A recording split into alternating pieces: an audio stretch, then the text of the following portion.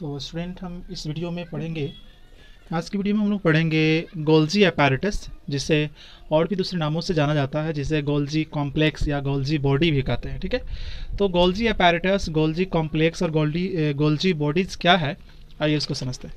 तो सबसे पहले ये ध्यान दीजिए कि इसकी जो डिस्कवरी जो खोज कब हुई थी, ये 1898 में हुआ था। ठीक है ना, 1898 में इसकी डिस्कवरी हुई थी।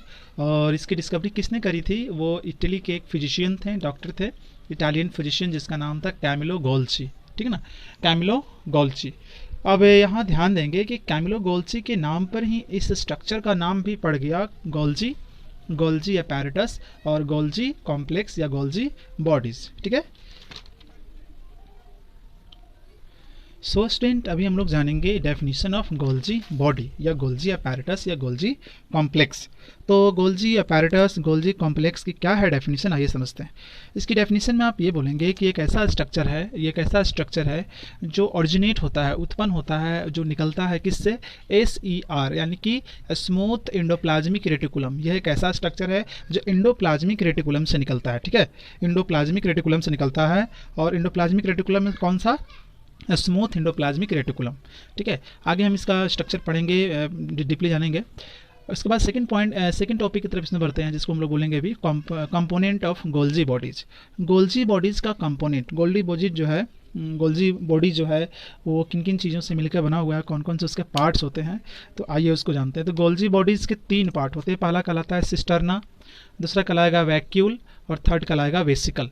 तो सिस्टर्ना और वैक्यूल और वेसिकल्स, ये सभी हम लोग जब एंडोप्लाज्मिक रेटिकुलम पढ़ रहे थे तो उस समय मैंने आपको वहाँ बता दिया था कि क्या होता है सिस्टर्ना, वैक्यूल्स और वेसिकल। तो आप उस वाले वीडियो को देखिए एंडोप्लाज्मिक रेटिकुलम के एक बार दोबारा और उसको समझिए। तो ये 3 चीज़ों से गोल्जी बॉडीज़ बना होता है। फिर से एक बार देख लीजिए कौन कौन से चीज़ हैं, वो सिस्टर्ना है, वैक्यूल्स है और आपका वेसिकल है।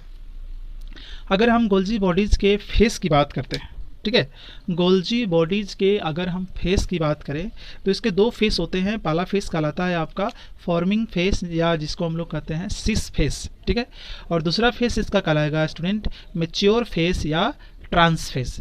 अब ये फॉर्मिंग फेस या उसी का दूसरा नाम है सिस फेस या मैच्योरिंग फेस या ट्रांस फेस। क्या होता है आगे हम लोग अभी समझते हैं इसके बारे में। तो आइए देखते हैं हम लोग फॉर्मिंग फेस या सिस फेस क्या होता है। ये जैसा कि मैंने बना दिया है, ये मैंने बनाया है गोल्जी बॉडी का स्ट्रक्चर।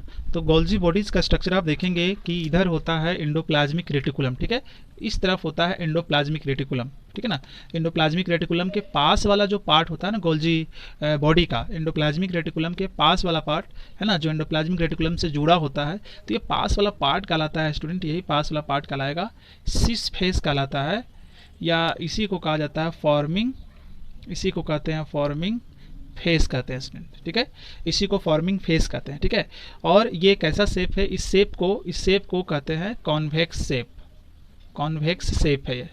यानी कि आप कह सकते हैं कि फॉर्मिंग फेस या सिस फेस क्या होता है कि जो सिस्टर्ना होता है वो एंडोप्लाज्मिक रेटिकुलम के पास होता है। समझ गए ना, जो सिस्टर्ना एंडोप्लाज्मिक रेटिकुलम के पास होगा वो कहलाएगा सिस फेस। ठीक है, या फॉर्मिंग फेस। और इसका शेप जो होता है वो होता है स्टूडेंट कॉन्वेक्स। और इसका काम जो है, ये वाला फेस का क्या काम है? इस वाले फेस का काम है ER से, यानी कि एंडोप्लाज्मिक रेटिकुलम से वेसिकल को रिसीव करना, वेसिकल प्राप्त करना। ठीक है ना, एंडोप्लाज्मिक रेटिकुलम से वेसिकल प्राप्त करना कहलाता है। ठीक है, तो ये है आपका ये वाला फेस कहलाएगा स्टूडेंट, इसका फॉर्मिंग फेस और सिस फेस कहलाएगा। सो स्टूडेंट अभी हम लोग जानेंगे मैच्योर फेस क्या होता है, मैच्योर फेस या ट्रांस फेस के बारे में जानेंगे। तो इस तरफ एंडोप्लाज्मिक रेटिकुलम होता है जिससे कि ये वाला फेस जुड़ा रहता है, तो इस फेस को बोलेंगे सिस फेस या फॉर्मिंग फेस ना। सिस्टर्ना, इसके पास वाले सिस्टर्ना को, ये सिस्टर्ना जो होता है किस शेप का होगा? ये कॉन्वेक्स शेप का होता है। और ये वाला फेस जो सीधे जस्ट डायरेक्टली जुड़ा हुआ है और एंडोप्लाज्मिक रेटिकुलम के पास में है वो सिस और फॉर्मिंग फेस कहलाएगा। लेकिन ये जो सिस्टर्ना है, ये जो है आप देख सकते हैं कि एंडोप्लाज्मिक रेटिकुलम से काफ़ी दूर है। तो एंडोप्लाज्मिक रेटिकुलम से दूर होने के कारण ये सिस्टर्ना एक नया फेस बनाता है, और ये जो फेस कहलाता है स्टूडेंट, इस फेस को कहा जाता है ना, ये जो फेस है आप दिख रहा है आपको, ये सब फेस, ये जो फेस है इस फेस को बोलते हैं मैच्योर फेस और ट्रांसफेस बोलते हैं। मैच्योर फेस बोलेंगे या इसको ट्रांसफेस बोलेंगे। अगर इसका शेप की बात करें तो इसका शेप जो है कुछ इस तरह से है। इस शेप को, ऐसे शेप को बोलते हैं कॉनकेव। कॉनकेव शेप है ये। क्या है ये कॉनकेव शेप है, कॉनकेव शेप है। और ये वाला पार्ट का क्या काम है स्टूडेंट? इस वाले पार्ट का काम ये है कि ये वेसिकल, इस वाले पार्ट का काम है एंडोप्लाज्मिक रेटिकुलम से वेसिकल लेना, ठीक है। और इस वाले पार्ट का काम है कि वेसिकल को सिक्रीट्स करना, त्याग देना, रिलीज कर देना, है ना, निकाल देना, ठीक है। तो ये दो तरह के फेस होते हैं गोल्जी बॉडीज़ में, जिसको हम और भी अलग अलग नामों से जानते हैं। गोल्जी कॉम्प्लेक्स कहते हैं या गोल्जी अपैरेटस भी इसको हम लोग कहते हैं स्टूडेंट। तो अब इसमें हम लोग आगे सीखेंगे। तो स्टूडेंट अभी हम लोग इसका स्ट्रक्चर की बात कर लेते हैं। तो इसके स्ट्रक्चर में हम लोग ये देखेंगे कि ये जो होता है, ये स्मॉल फ्लैटेन, छोटा सा चिपटा, दो वॉल वाली एक मेम्ब्रेन होती है, थैली जैसा, ठीक है। ये जो है हम लोग गोल्जी बॉडीज़ के बारे में पढ़ रहे हैं, स्ट्रक्चर उसका। इसमें आप देखेंगे कि छोटा सा, चिपटा सा और डबल, दो वॉल वाली, दो दीवार वाली एक मेम्ब्रेन होती है, थैली जैसा स्ट्रक्चर इसमें होता है ना। और थैली जैसे स्ट्रक्चर को क्या बोलते हैं? सिस्टर्ना बोलते हैं, ठीक है ना, सिस्टर्ना। और सभी सिस्टर्ना एक दूसरे से जुड़े होते हैं, एक दूसरे के ऊपर आपस में जुड़े होते हैं, रखे रहते हैं, है ना, पैरेलली, समझे ना। और इस तरह से हमारा बना होता है क्या? Golgi bodies. अब ये गोल्जी बॉडीज़ को जो ना चारों तरफ से घेरने का, यानी कि सिस्टर्ना को चारों तरफ से घेरने का काम कौन करता है? सिस्टर्ना को चारों तरफ से घेर कर कौन रखता है? वेसिकल्स। सिस्टर्ना को चारों तरफ से घेर कर वेसिकल रखता है, ठीक है ना। और वेसिकल जो है सिस्टर्ना से बाहर की तरफ निकला होता है। वेसिकल जो होता है सिस्टर्ना से जुड़ा होता है और चारों तरफ से इसको घेर कर, सिस्टर्ना को घेर कर रखता है, ठीक है। अगर हम लोग मैमल एनिमल की बात करें, मैमल एनिमल की बात करें, जैसे अब मैमल एनिमल क्या है, ये स्टूडेंट आपका एक होमवर्क हो गया जिसको आप करेंगे और कमेंट बॉक्स में लिखेंगे मैमल एनिमल्स क्या है। अगले वीडियो में हम इसको एक्सप्लेन करेंगे। मैमल एनिमल सेल में ये गोल्जी बॉडीज़ है ना, गोल्जी बॉडीज जो है आरबीसी में, रेड ब्लड सेल में नहीं पाया जाता है, ठीक है। यानी कि मैमल एनिमल सेल में, आरबीसी में आपका गोल्जी बॉडी नहीं पाया जाता है। अब ये आरबीसी क्या है? आरबीसी को बोलते हैं रेड ब्लड सेल। ये ब्लड का एक पार्ट है, ठीक है ना। ब्लड के कितने पार्ट होते हैं? ब्लड के जो होते हैं मेनली, है ना, पार्ट होते हैं। एक होते हैं आरबीसी, एक होता है डब्ल्यूबीसी, एक होता है प्लेटलेट्स होता है, और एक होता है आपका प्लाज्मा। ये सभी ब्लड का पार्ट है, ये सभी ब्लड का पार्ट है। तो आप देखिए कि जो मैमल एनिमल्स है स्टूडेंट, उसके आरबीसी में गोल्जी बॉडी नहीं मौजूद होता है, ठीक है। उसके बाद प्लांट सेल में भी, प्लांट सेल में अगर हम चलें तो एक ट्रांसपोर्टिंग सेल है। ट्रांसपोर्टिंग सेल है मतलब कैसे? जाइलम फ्लोएम होता है, ठीक है ना, जाइलम फ्लोएम होता है। तो फ्लोएम का एक टाइप है सीव ट्यूब, है ना। फ्लोएम का 4 टाइप होता है, जाइलम का भी 4 टाइप होता है। तो फ्लोएम का एक टाइप है सीव ट्यूब, है ना।